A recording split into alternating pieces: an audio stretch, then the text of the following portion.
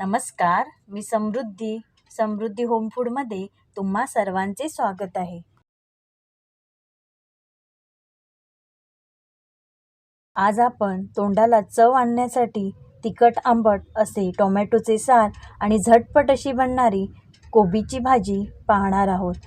चला तर आपण आता काय काय साहित्य लागणार आहे ते पाहूयात। इथे मी वाटण्यासाठी 6 ते 7 बेडगी मिरच्या, 7 ते 8 लसूण, 2 चमचे धणे, टोमॅटो, ओलं खोबरं आणि कांदा।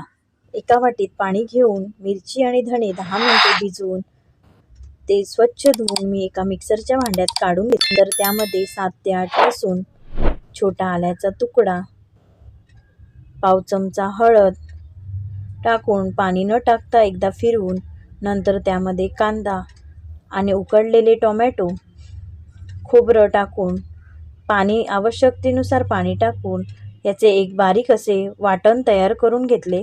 वाटण बारीकच असावे म्हणजे साराला एक संधपणा येतो, नाहीतर सार असे फुटल्यासारखे दिसते।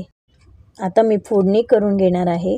एका कढईमध्ये तेल गरम करून त्यामध्ये 4 ते 5 बारीक चिरलेले लसूण टाकून लाल होईपर्यंत परतून घेतला। नंतर त्यावर टोमॅटो टाकून तो नरम होईपर्यंत परतून वाटून घेतलेले वाटण टाकून व्यवस्थित मिक्स करून घेतले। हे वाटण आता घट्ट आहे, यामध्ये गरजेनुसार थोडे थोडे पाणी टाकून पातळ करून घेणार आहे। चवीनुसार मीठ टाकून 10 ते 12 मिनिटे बारीक गॅसवर उकळून घेणार आहे। सार उकळत असताना यामध्ये मी 2 ते 3 कोकम टाकले। तुम्हाला आवडत असल्यास टाकू शकता, नाहीतर स्किप देखील करू शकता। इथे बघा साराला छान उकळी आली आहे, तयार आहे टोमॅटोचे सार। आता मी कोबीची भाजी बनवणार आहे। त्यासाठी अर्धा किलो बारीक चिरलेला कोबी, भिजवलेली चण्याची डाळ, कांदा आणि मिरची घेतली आहे।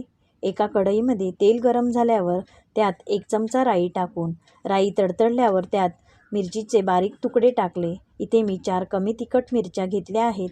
मिरचीचे प्रमाण तुम्ही तुमच्या आवडीनुसार घेऊ शकता। मिरचीला हलके डाग आल्यावर त्यामध्ये बारीक चिरलेला कांदा टाकून तो हलका गुलाबी रंगावर परतून त्यामध्ये पाव चमचा हळद टाकून भीजवलेली चणा डाळ टाकून ते तेलावर परतून झाकण ठेवून 2 ते 3 मिनिटे डाळ शिजवून घ्यावी। इथे मी अर्धा किलो कोबीसाठी अर्धा वाटी चणा डाळ 2 तास भिजवून घेतली आहे।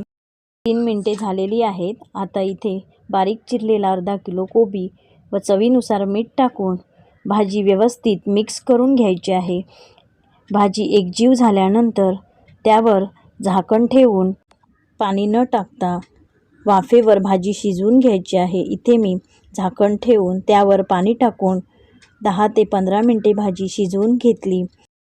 आता झाकण काढून परत एकदा व्यवस्थित परतवून त्यामध्ये अर्धी वाटी खवलेले ओलं खोबरं टाकून भाजी छानपैकी मिक्स करून घेतली। तयार आहे आपली झटपट अशी कोबीची भाजी। दोन्ही रेसिपी कशा वाटल्या कमेंट करून नक्की सांगा। व्हिडिओ पूर्ण पाहिल्याबद्दल धन्यवाद। व्हिडिओ आवडला तर लाईक आणि सबस्क्राईब करायला अजिबात विसरू नका। छानपैकी जेवण तयार आहे। गरम गरम भात, टोमॅटोचं सार आणि कोबीची भाजी। आता भेटूया पुढच्या व्हिडिओमध्ये। धन्यवाद।